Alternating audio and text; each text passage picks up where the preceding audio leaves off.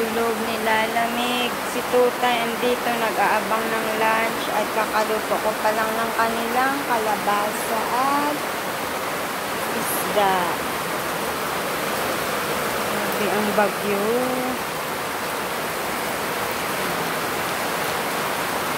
Baha na sa labas. Naalala ko yung balon na umapaw.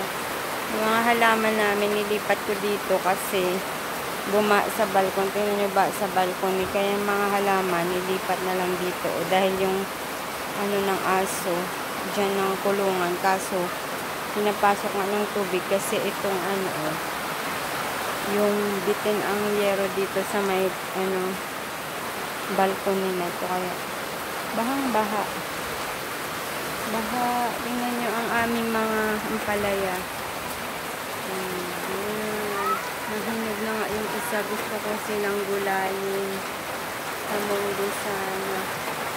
Ay, nahinog na o. Pero meron pa mga ibang bagong sibol. Yung pala sa balcony. May cherry tomatoes din. Hinog na.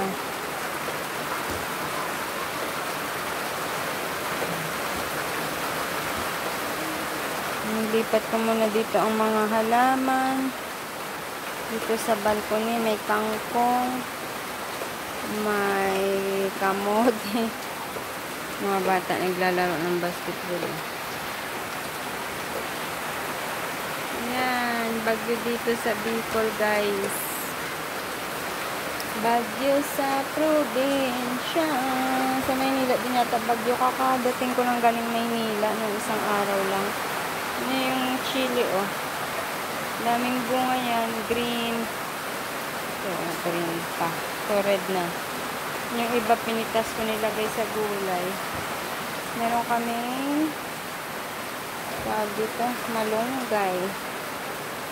Ito ko sanang lagyan ng malunggay ang ulam ni Peanut, eh. Pero kalabasa na yun, tsaka isda, pinakuluan ko. Yung mga bata, oh. Babasketball. Tahimik ang paligid at sobrang lakas ng ulan. Ano na nangyari sa mga halaman ko. Sobrang gulo ng balkoni namin at dahil nilipat na ang bahay ng aso dito. Oh. Brown out na yun.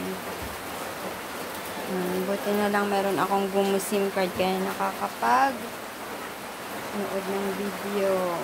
Makaka-upload ng video. Ito na yung mga anak ng Peanut. Ito si Chocnut. Ito. Yan si Cream O. Ayun si Taiga. Yan si Bunso. At si Bubbles. Gising na sila. Di pa sila pinapadidi ni Peanut. Si Peanut nasa bed. Nakahilata doon. Nakahilata si Peanut sa bed. Bagyong ano to? Christine ba? Ano nga gumagana? Pabibiliin sa tindahan. Bagyong Christine. Sa aming balcony ay baha na.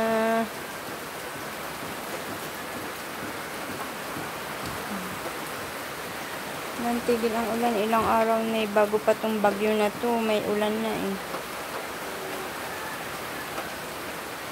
Ang saya ng mga bata din eh. Huwag sana kayo magkatrangkaso. Uso man din ang trangkaso.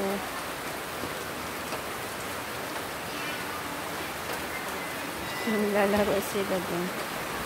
Wala naman kasing magawa eh.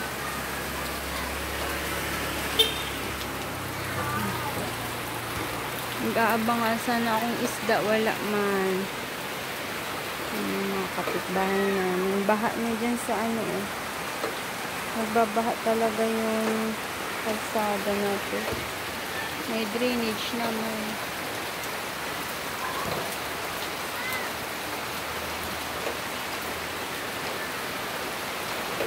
Sana tumigil na tong ulan.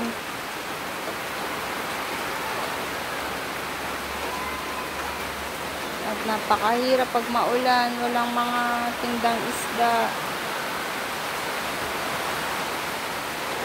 Kakatuwa naman talaga tong ano ko na to, ang palaya. Ang daming bunga. Sige pa rin ang bunga niya. Pati yung cherry tomato, tuloy-tuloy na ang bunga. Itong money tree ni Ruel, ang daming bunga. Money tree daw niya. Binili niya sa online. Daming bunga. Tapos pag nahuhulog to, tumutubo siya. Ang cute.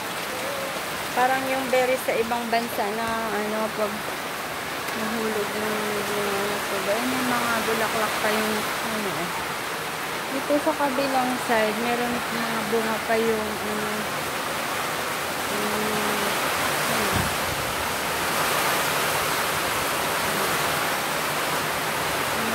ang palay ako. Nahulog nito. Oo. Bunga pa eh. Ayat lang. Ay, grabing lakas ng ulan. Hangin, saka ulan.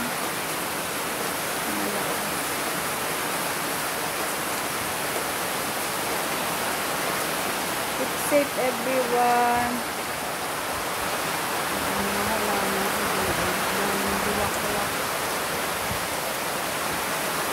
Keep safe tayo sa bagyo. Walang isda na dumadaan. Mamaya siguro. Sana may islang dumaan.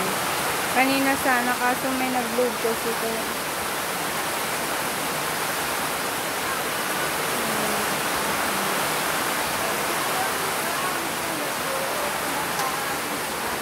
Makanta pa rin siya kahit bagyo. Ang mga bata din naglalaro sa kalsada. Ano sigarilyo? Nakapasok na nga. Si Peanut nasa bed. Pag nahiga ako, nandun man siya. So, ingat tayo sa bagyong Christine.